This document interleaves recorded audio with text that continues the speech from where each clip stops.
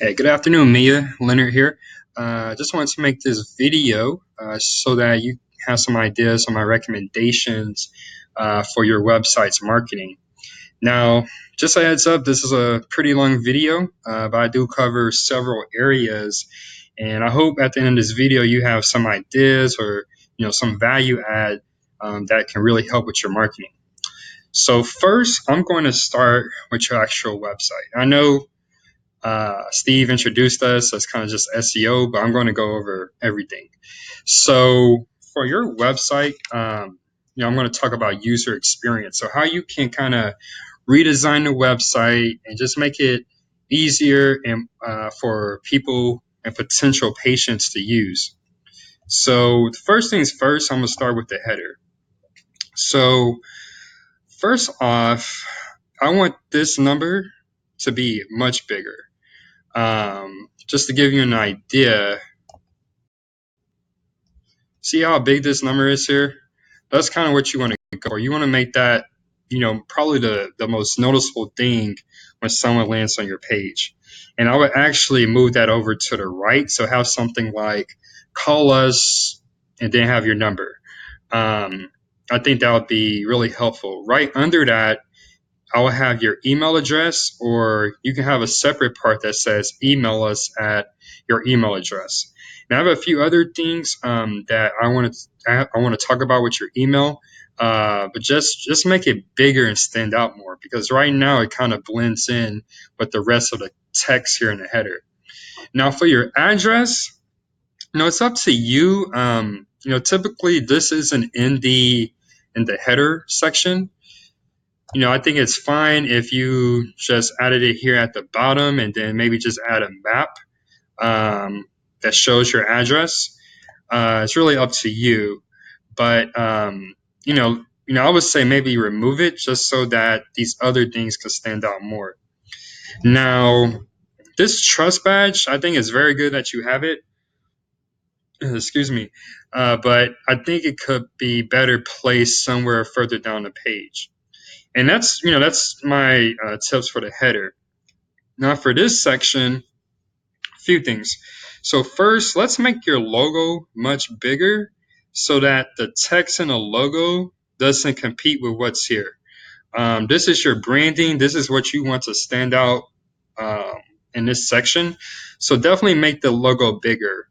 And if it's pixelated, once you make it bigger, then go back to your designer and ask them, can you get a vector image?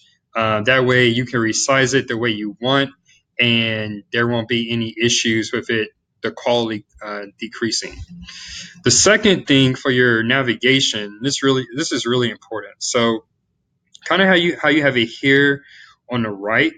So I would actually put this under here, just have it spread out across your navigation. And then I would have each of these so the user wouldn't have to click more to see everything else. It'll already be there. So it'll be home, our services, what else you have here? Meet the team, FAQ, blog, and so forth. And all of that text will be clearly visible. So that's my advice for this section. So one other thing, and very important, right now, someone has to scroll down a bit to book an appointment. So your button is all the way down here. What I recommend you do is let's move this text over to the left a bit, and then let's add a contact us form right here. Just to give you an example what that will look like. This is one of my websites. So see how this is laid out? So someone doesn't even have to scroll to figure out how to book an appointment. It's right there. And you want to do something very similar here.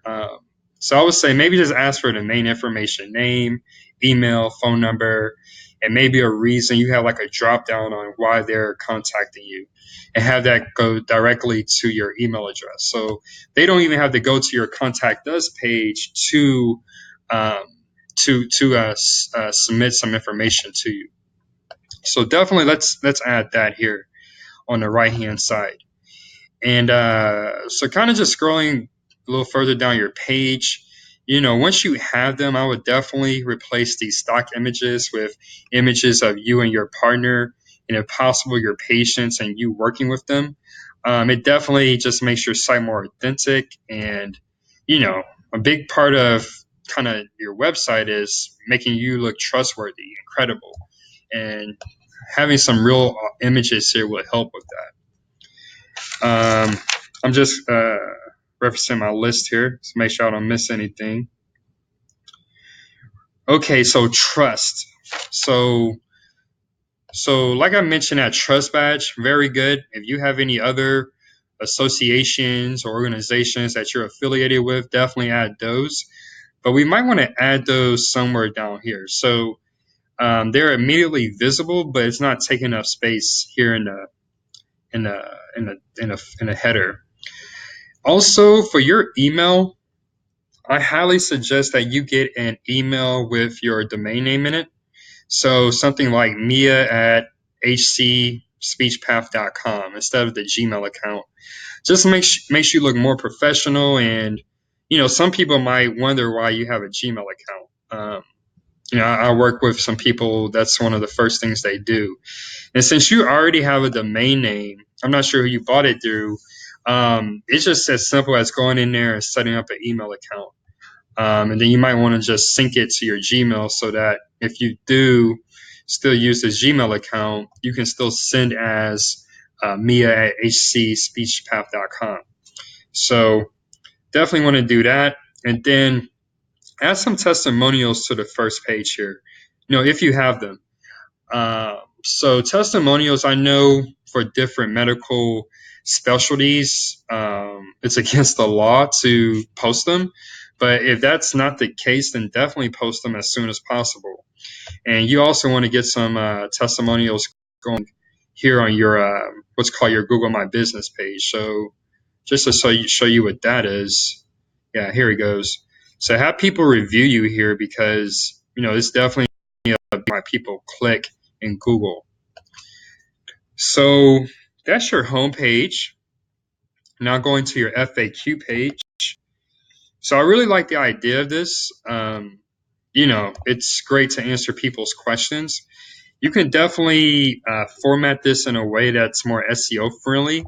So, instead of just common questions, have something like common questions regarding speech therapy or speech pathology or something like that. That way it's more optimized for your target keyword, speech pathology.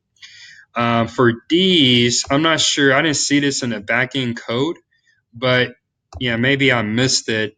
But you want to make sure that these are formatted in heading 2 tags. And, most people just think it makes it look bigger. But what this really does, it makes this, whatever text is in that tag, it makes it more prominent when Google and other search engines are crawling or going through your website. So you want to make sure you do that. And then if possible, you want to add this like in a numbered format. Because what you want to do eventually is to show up in what are called featured snippets. So let me think of an example. What are the best ways to teach literacy? So a featured snippet, I'm sure you've probably seen this before. But see how this kind of just stands out on a page? And what it happens is if someone clicks this little expander, you can actually click through to the website. So that's where you want to position your website long term. But overall, I really like the idea of the FAQ page. If there are additional questions you can add, I would say go for it. Now to your About Us page, or Meet the Team page, I should say. So my biggest area improvement for this page, you definitely want to get some better quality images that you see. This is kind of pixelated, and you want to make sure, I'm not sure, but this looks like this one might be longer vertically. So just make sure that they're the same size and it's consistent. But other than that, good job. So that's your About Us page. Now for, so while we're talking about user experience, I ran a test on your website. So this is a free tool called GT Metrics. You can just go to gtmetrics.com and you will see that, it basically tells you how fast your website loads. And this is a very important element of not only user experience for patients and their loved ones who are, looking for your services, but also for SEO. So ideally, you want this number, is right now it's at 9.3 seconds. You want this number around 3 seconds if possible. And there are different things you can change in a code to make it load faster, but that's kind of where you want to be long term. Now I'm going to talk about your content. And when I say content, I pretty much mean, every page you have on a site and the content you have on those pages. So first, let's talk a little bit about organization. So going to our services page. So it's great you have a page that you talk about the different services that you offer. So you have articulation services, language disorders. You can kind of go down a list here.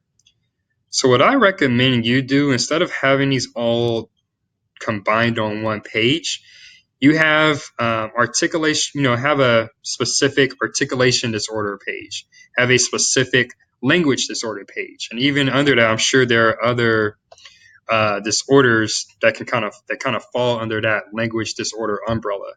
And really just do the same for each of these different services. I think that, so first off, it'll help people find what they're looking for, make it a lot easier for them. And then just, when you're talking about content on your site, the more pages you add, the more opportunities for people to find you in Google.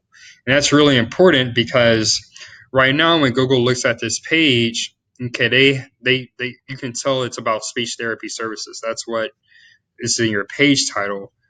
But, you have different things going on here. So if you could have a page that says articulation disorder and then your company name, it definitely positions your page to rank better for that keyword. And if that doesn't make sense, I can definitely explain, further in an email, but that's definitely where you want to be as specific as possible for each page. Is pretty much the key takeaway there. So that's your services page. What I also recommend, and you can add this as a new menu item, is locations we serve. And under that page, you want to have pretty much what's called a city page for each area that you target in Houston.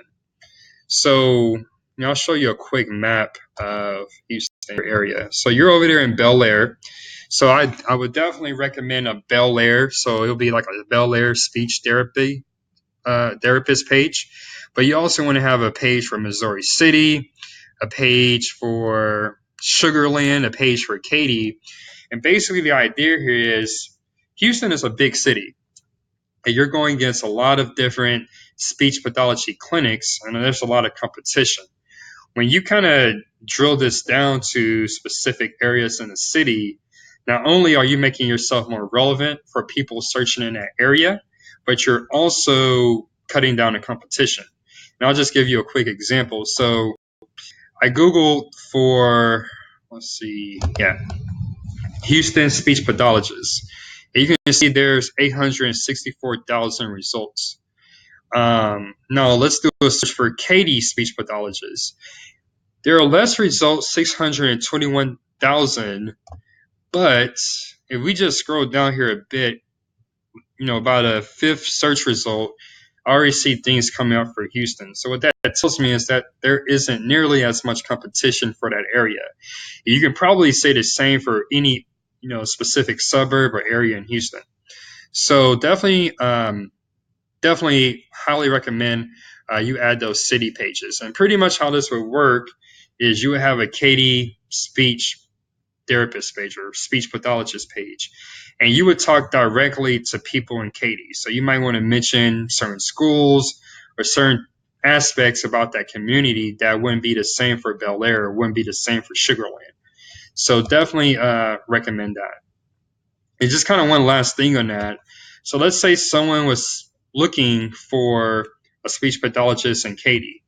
By having that Katy page, you would show up here. This is really where you want to be. It's called the local pack, and it's where about 70% of all clicks go. So you definitely want to be in this area on the search results page. Now, so those are the city pages. Now, I would also add who do we serve menu.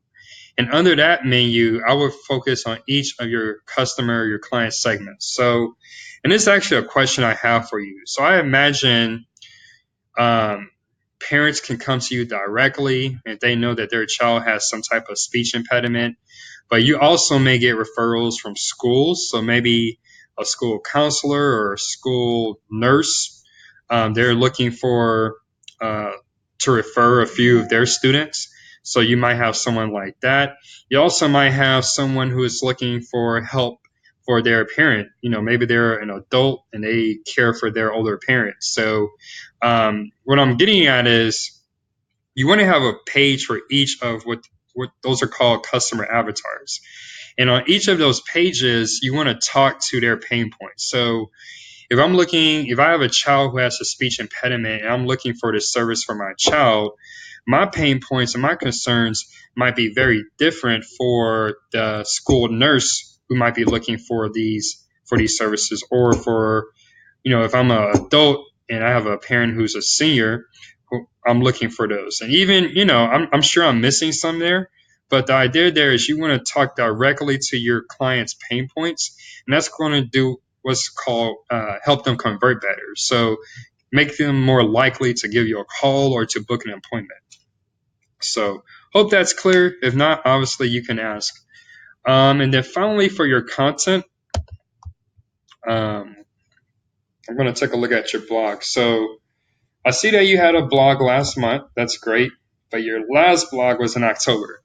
So ideally, you want to blog at least once per month. It's just best practice.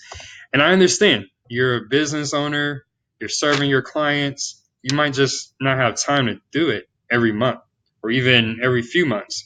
So there are a couple of things you can do here. So, either you can write yourself or you and your partner, y'all can split it up. So alternate week by week. Another avenue you can go down is just hiring a writer. It doesn't have to be expensive. You can go out and maybe find a student. They can kind of be like your intern. This can be one of their duties. So, I would go that route since your service is very specific and technical.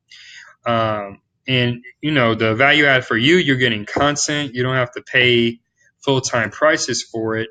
But for them, they're getting, they may be a junior, senior, not able, they don't have their certifications yet, so they can't practice. But it's a way for them to get kind of that some real world experience. And also, it's a source of income for them. They're a starving student. They probably need some money. And typically they charge you, if you go out and hire a writer, they'll charge you a certain number of cents per word. So that can go anywhere from 3 cents per word to 10 cents per word. It usually just matters on that person's education level and how technical the content is. But definitely the key takeaway there is you want to write more blog articles. And kind of one thing to add to this, when you're writing your content, you kind of want to have a plan of attack. So let's say you want to, for the first part of 2018, you really want to kind of build your target on parents who are looking for these services for their students. So, and let's say you want to target one specific area. So let's say you want to target people who stutter. So the best way to do this is to have your main stuttering page. So like we talked about, having that under your services menu, but then having different blog articles. And I recommend starting out with 4 to 5 that tackle specific areas or topics within stuttering. So, maybe one article idea would be, what are 10 things you can do at home to help your child with stuttering? What are 5 ways you can help your child not be embarrassed at school if they stutter. Really just kind of drill down on specific topics like that. And there are obviously some SEO things you can do. You can link your services page with those blog pages, but I won't get into the detail of that here. Just the idea here is that you want to kind of have categories for your content, and then that's the way you can position yourself as an authority for that particular topic. And then over time, you want to have a category for each service that you offer, each client segment that you serve. That's really how you can have a lot of pages ranking well in Google. So that's pretty much my review for your website part. Now, I'm going to attach a PDF to the email. And this is pretty much just a kind of more of a technical look at your website or some things that need to be fixed. And I'm going to, in a screenshot, show you the things I would prioritize, if I were you. So I won't go into detail about that here, but definitely if you have any questions, let me know. Now, so I've covered your website, I covered your content, and your kind of just that technical report. Now let's talk about what's called off-page SEO, and this is commonly referred to as link building. So off-page SEO really consists of 2 areas. It's the local part, so going out there and creating different directories and business profiles for your clinic. So for example, you want to create a profile on Yelp or a profile on yellowpages.com. You create a Facebook business page. The second part, and that's kind of where SEO kind of crosses over with public relations, but you want to go out there, build relationships, and get mentions on other websites who don't compete with you, but they can definitely help refer clients to you. So I'll start with the local part. So I'll cover your website through a tool called Yext. And pretty much what this tool does, you can see that's your business information right there. But what this tool does, it takes a look at all of your different listings online and figure out if they're accurate and if you have reviews on them. Now, why is this important? So Google, the algorithms they use for their search engine, they're very sophisticated, but at the end of the day, it's a computer. So it's not like me or you. I can go to your website, look at your different trust badges and say, okay, you're a legitimate, credible speech pathologist. I want to work with you. Instead, what Google does is look at these different websites. So for example, you have Google, you have Yahoo, you have Bing, you have Facebook, Superpages, Dex, Knows. There's long lists here. It pretty much figures out is A, do you have a listing on that website, and B, is your information consistent across all websites? Because it's under the assumption that any legitimate business will have a listing on these websites, and all of their information would be the same across the web. Now, if we look at your kind of the report here, 84% of your listings are inaccurate. So that's definitely something we want to clean up. And you can see here there are different issues. So for example, on some sites you're listed, with your company name. Others, it's your team member's name. So we definitely want to be consistent and have your business name across all of them. And that's something you can clean up. For others, you don't have any listing at all. So you just need to go in there and add a listing. So that's definitely something that I would prioritize, once you get some of these things on your website cleaned up. And here's why. So remember when I said that the websites that are listed here usually get about 60 to 70% of all clicks. So one of the ways you can position your website to be listed here in the local pack is by cleaning up your local citations and more reviews. So that's why I would make that such a priority. So that's the local citations in a nutshell. Now, backlinks. So again, this is where SEO kind of crosses over to public relations. Excuse me. So there are a few ways you can build backlinks to your website. And if you're not familiar with backlinks, so let's say, you have your website and I have a blog that talks about speech pathology for children. And the way that, so let's say I go to your website, I really like your services, I really like your content, and I decide to link from my website to your website. So an online talk, that's how I vote for your website. And those votes, that's how Google ranks websites. That's another part of their algorithm. So really the game is, once you're trying to get backlinks, you're trying to get as many as you can.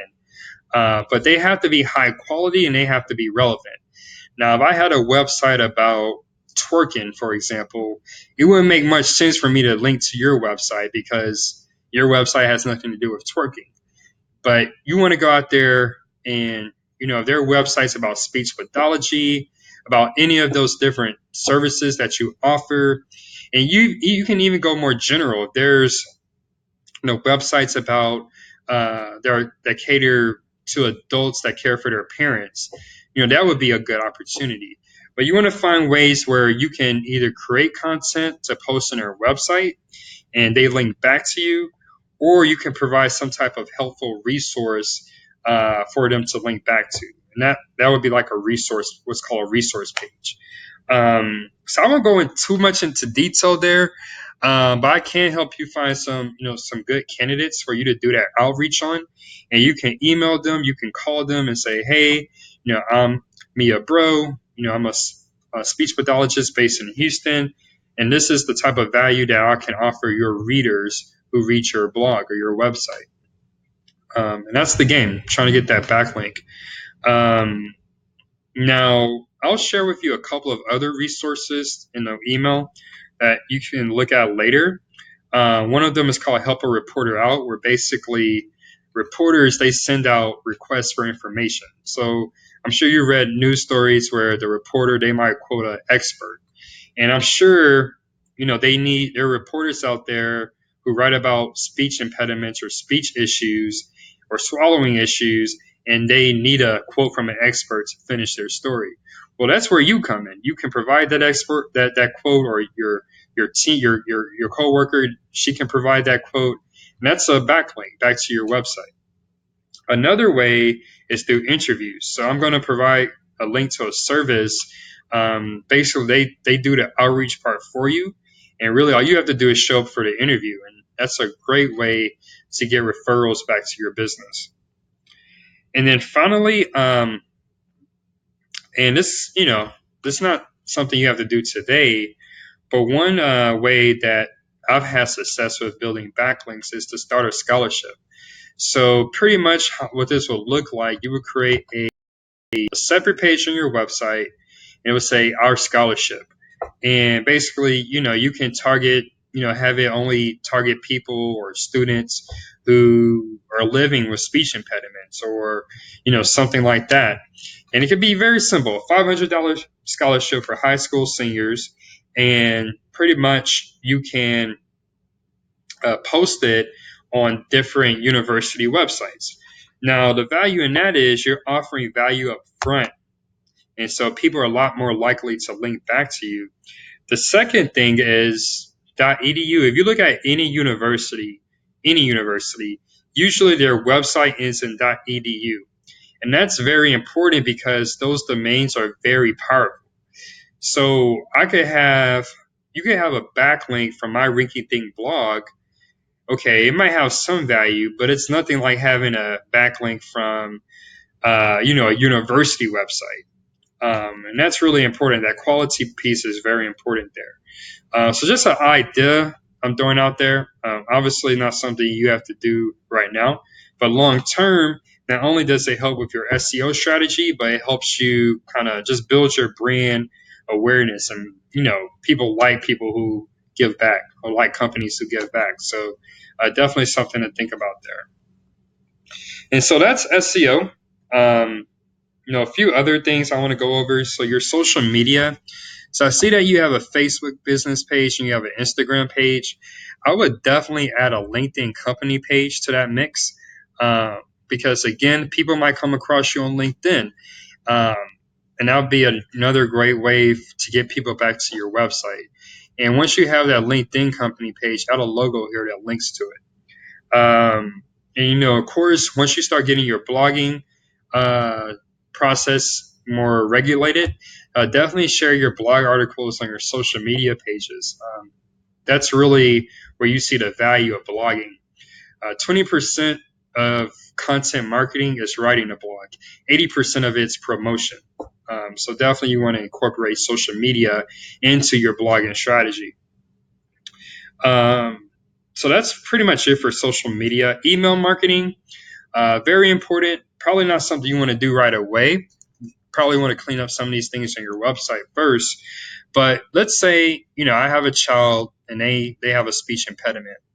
And let's say I'm kind of doing my research. I'm seeing what different services are out there. But let's say I land on your website and I never return. So you pretty much lost that patient forever.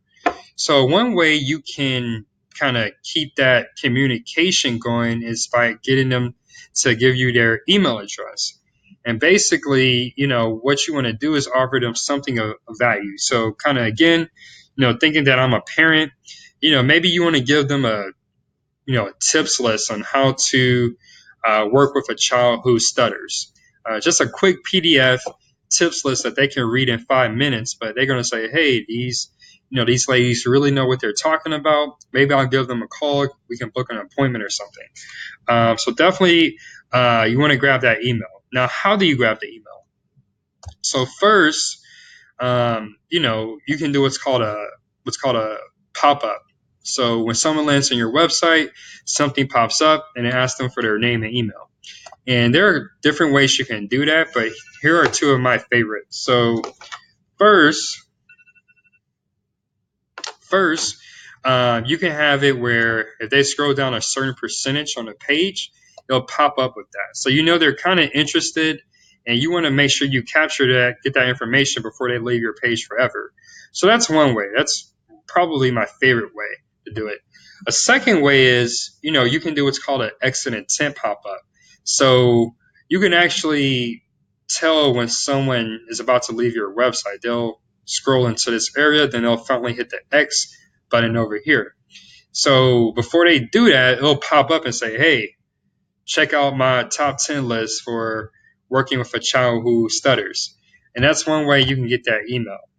And then another way, and this really doesn't have anything to do with your website, but just reach out to the current professional and personal email list that you have, and try to nurture those relationships. And then if you're putting out good content and then sharing it via email, they're going to share that content. They're going to share those blogs, even if it's not something that's applicable for them.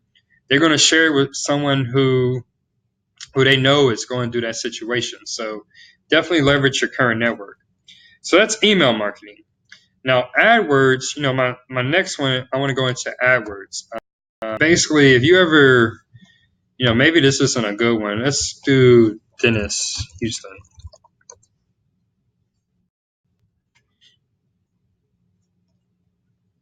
Let's see here. For some reason, I'm not getting any ads. So it might be too late in the day. Here we go. So you see here, I just did a search for Dennis Houston, and you can see you have these regular, what's called organic search results, but then you have these little listings that have ad right next to it. So basically, someone is paying to be listed here. And, this is one strategy you can use. From my research, I'm not finding any other speech pathology clinics that are using ads. Maybe that's not the case, but I didn't find any. So it's a great way to kind of get out there. Now, the only thing with that is compared to these organic listings, each time someone clicks on one of these, you have to pay some amount, and that amount can be very expensive depending on your service. So, definitely something you definitely want to do your research on, figure out what would be your average cost per click, and then set aside some type of budget just for AdWords, because, it's just not going to work unless you're dedicating at least $500 to $1,000 per month for it. And I'm just speaking from personal experience. So, definitely something to think about kind of in the future. And then finally at the end of the video, one important thing, and this is free. So I have a little tool here. It's a Chrome extension. And I'm looking at your website. You don't have any type of analytics tracking on your website. So what I would do as soon as possible is get what's called Google Analytics and Google Search Console installed on your website. And pretty much what this does, as you kind of build on your marketing, Google Analytics and these tools, they'll show you exactly where your website traffic is coming from and how people are interacting with your website. That way, let's say you spend a few $100s on your marketing, you can go back and see, okay, well, this strategy, it helped with this, bring this many people to my website. This strategy didn't do so well, so let's stop putting money into it. And you can even look at which pages are bringing the most traffic. So, typically the way my clients would use this, let's say they blog about different topics, but all of the traffic or the majority of traffic is coming in from a specific topic. Well, it's reasonable to start just focusing on that topic. That way you'll get more traffic to your website because there's more interest there. So definitely something I encourage you to do as soon as possible. So that brings me to the end of the video. I know that was long, but I hope there was something valuable that you can glean from those things I went over. Definitely, if you have any other kind of specific questions or not clear about something, definitely let me know and I'll try to better clarify. So have a great rest of your Monday and talk soon.